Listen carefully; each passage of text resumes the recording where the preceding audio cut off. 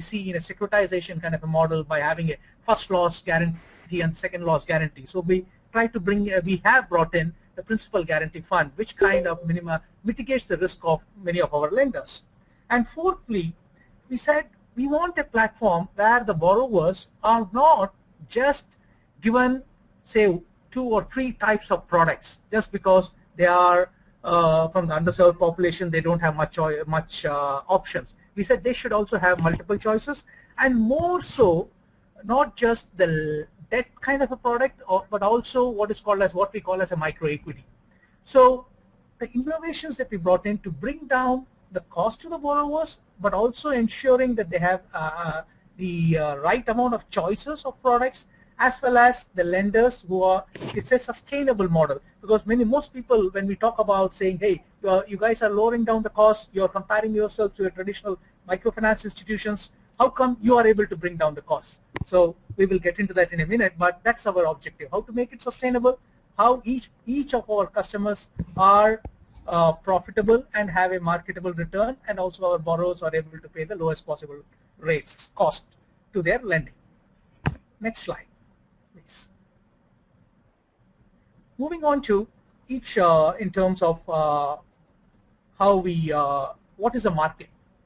Clearly there is, first I think there are 2 set of customers. One who are our lenders or the social investors, and second who are our borrowers.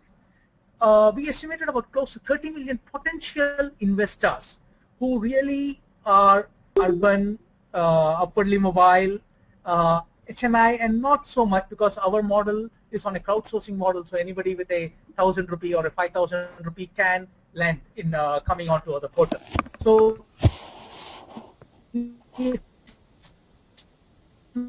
about close to 30 million investors who could, we have kind of come up with a newer ways of reaching out to some of the segment too. And these are the people who have a disposable income in their hand and want to do something good in a sustainable model. Second set of customers who are very crucial to our model are the borrowers, which is estimated close to about 150 million plus borrowers. And here we are talking really the underserved population, who probably are, I think in 90 to 95% of our borrowers are first-time borrowers. Well, they would have taken maybe from their friends and relatives, that's a max, or even a local money lender, but not to any formal channel. So that's the kind of the segment that we are addressing today. And today we have reached, the borrower segment that we are reaching is through our various field partners. Till date, we have about 26 NGO partners in the space. Next slide, please. I think next one we can skip. It kind of talks about the same thing. We are just more detailed analysis how we would connect the borrowers. I think, yeah. So what is how are we enabling this? The first, if you look at the left on the enablers part of it, in terms of raising funds from the various lenders, it is primarily through partnership with, in terms of high net worth individuals, it is through wealth advisory firms. In terms of what we call as a retail investors, it's through our online marketing efforts that we do through our portal. And on the loan management monitoring, which I think we have found an efficient way of partnering with some of the grassroots level organizations, which are predominantly the non-governmental organizations working in that particular area, who disburse the loan and do the collection for us, and for which they are adequately commensurately compensated too through service fees. There are obstacles, no doubt. One of the key obstacles in this space is the human resources, or the people who are willing to work in the rural areas. Though the percentage of people who have to be in the field is less, because we do work with various partners in the space, but still it's a challenge for us. The second is, how do we scale up without lowering the repayment rate? Till today, we are in the last 2.5 years, we have been able to maintain 100% repayment rate, but since the scale is smaller, the total exposure is smaller, lesser, we are able to do that, but we need to do the same as we go along. Next slide, please. So how does the whole model work? If you start from the left side, the blue individuals who are our lenders on the left top, if you see, they lend either offline or an online model, because HNIs, most of them come through our offline model. the money comes into MicroGraam. MicroGraam gives it to the partner organization, who in turn, if you go clockwise, who in turn lend it to the farmers, the students, or whoever it is, and then the partner organizations all the way down now who in turn collect the money back and repay through MicroGraam. MicroGraam today is able to repay the lenders on a quarterly basis. Well, there are more than 95% have reinvested, so the repayment is primarily to their account and then coming back into MicroGraam. So this is the whole value chain. Next slide, please. So now I just want to spend a minute on how the whole model is sustainable and why we are able to maintain the low rate of say less than 16.5% per annum. If you look at the whole the investor, the middle block, the pink reddish blocks, is get up to 8%. Assume, let's say they are able to take 8%, and MicroGraam charges a fee of 2%, and borrowers pay max, say in this particular case, 16%. The balance 16% goes to NGO to meet the cost of the whole operation in the field. Is it sustainable enough? I mean, if you look at investor first, today I think equivalent deposit rate, savings deposit rates is anywhere from 3% per annum, whereas a certificate of deposit kind of a investment would give you about 7.5 to 8%.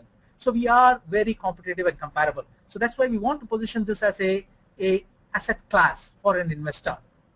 Now come to the NGO cost. Is the field cost sustainable? If you look at the benchmark in terms of the traditional microfinance institution, they are anywhere from 10 to 12%. Good NGOs anywhere about around 10, and on average about 12% as operation cost. So how are we able to manage 6%?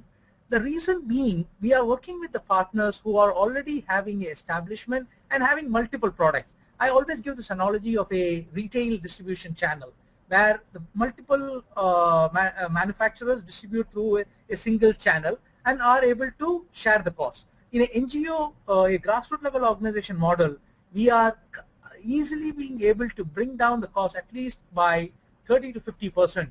In some cases, we have gone up to 7.5%, but on an average today, with the kind of exposure, we have an exposure of close to 5 million rupees for each NGO today.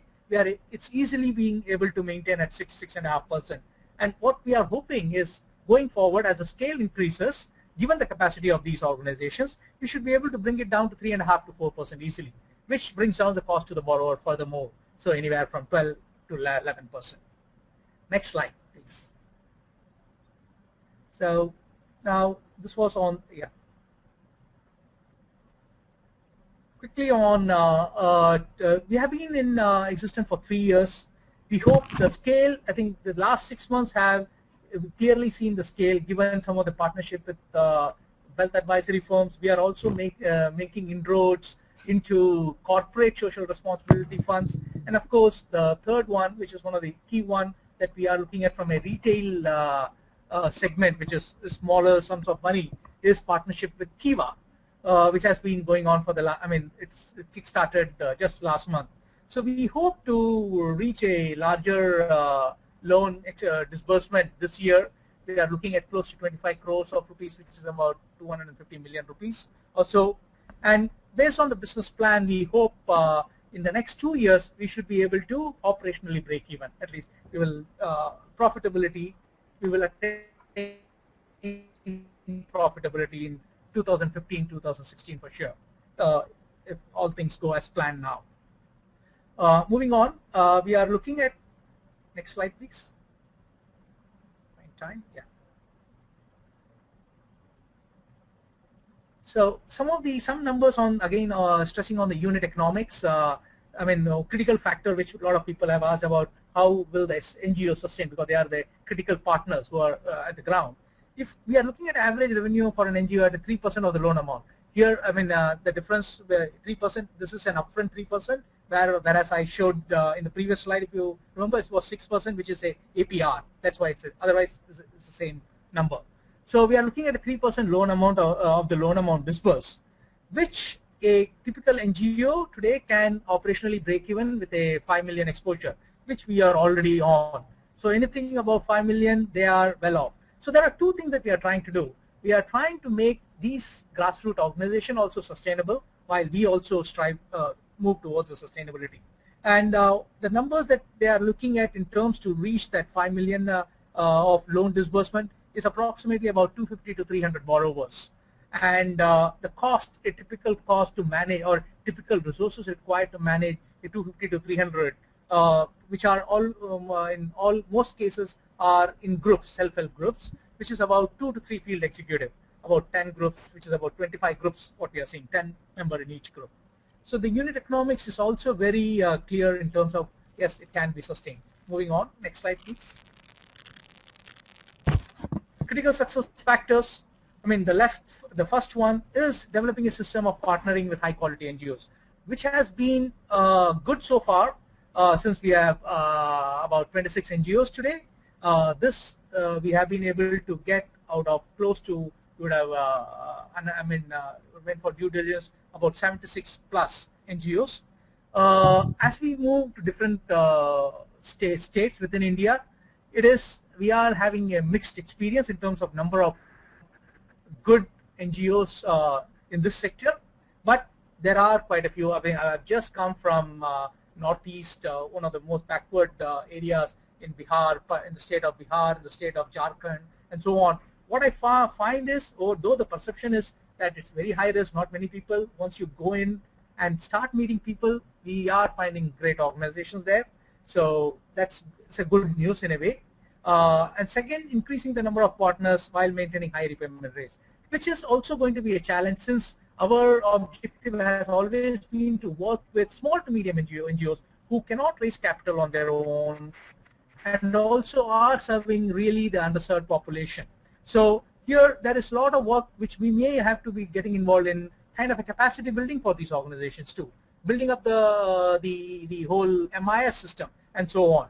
So we are prepared to get to that space also. And thirdly, of course, which has been a challenge, and we are seeing some breakthroughs, is how do we increase the number of Indian investors. Though Kiva partnership has given us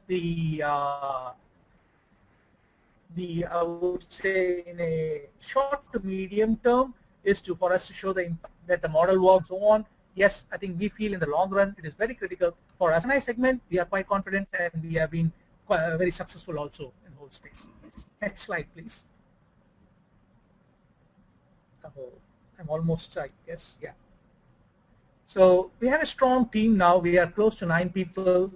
On the right side, you see the board members, including myself, I think, on the top. And we have now we have a person heading the operations, Nasrun Mir, who you see below, right below my profile will be heading the marketing part of it.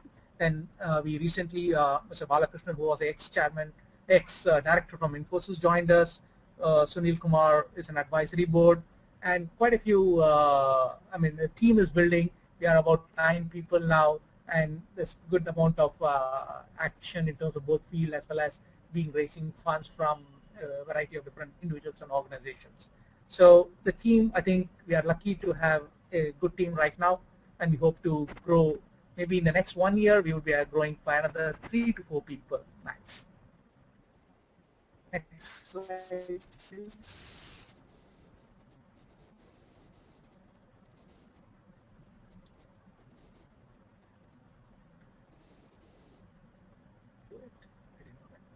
Yeah, thank you. Nope. Yeah.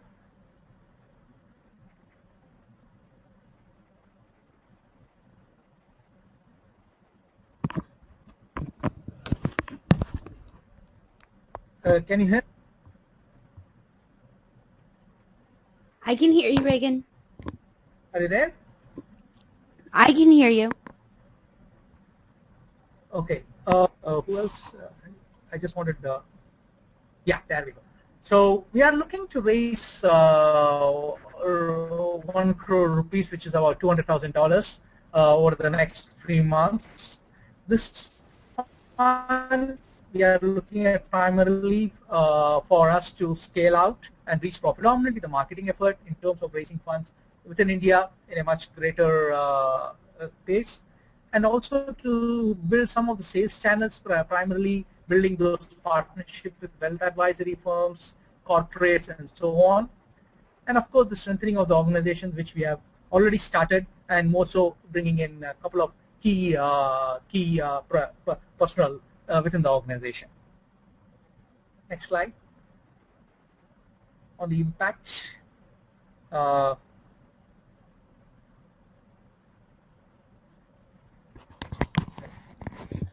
Reagan, you need to finish up within Yes, this is the last slide. I think on the impact. 30 seconds. Super. We have till now, what have we, the impact that we have created, disbursed close to 6.2 crores, what a million plus, touched 4,100 borrowers.